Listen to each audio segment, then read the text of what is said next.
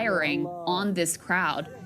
killing dozens of people, and you can see them fleeing. What exactly unfolded here? Because I know to remember what Netanyahu and other members of his war cabinet said at the beginning when we started to learn about this so-called Gaza Humanitarian Foundation, and that is that it was never meant to be an actual aid distribution program, that this was meant to offer the veneer of giving humanitarian aid to Palestinians to sort of quiet down some of the critics from within the pro-Israel camp internationally. Netanyahu specifically said that he had been approached by Republican senators saying that they didn't want the appearance of starvation of the Palestinians of Gaza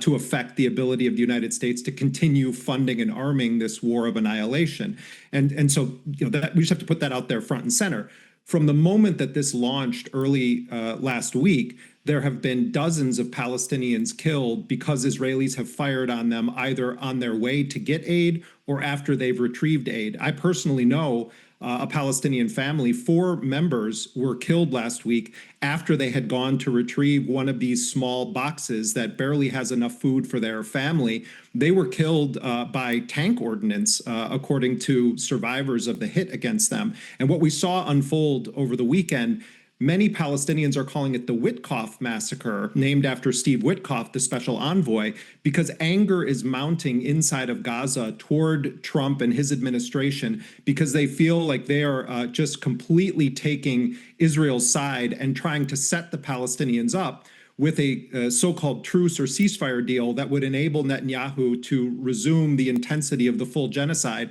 after either 7 days or 60 days. So what we witnessed here was the Israelis unleash gunfire and other attacks on this crowd. And as videos and reports start coming out of Gaza depicting this, and we start hearing international doctors that are on the ground there describing the injuries that they're treating, Israel then puts out a video that it says actually shows Hamas was firing on people retrieving aid. Well, that video that the Israelis put out has now been geolocated, and it wasn't near Rafah, where this Witkoff massacre, as the Palestinians are calling it, occurred, but actually had occurred at a different time. And it wasn't Hamas that was actually firing on Palestinians. It was a private gang that there's significant evidence to suggest is being bankrolled or backed by the Israelis to operate as kind of an armed thug force that is selling aid to Palestinians. So, and the final thing I'll say on this, Crystal, is that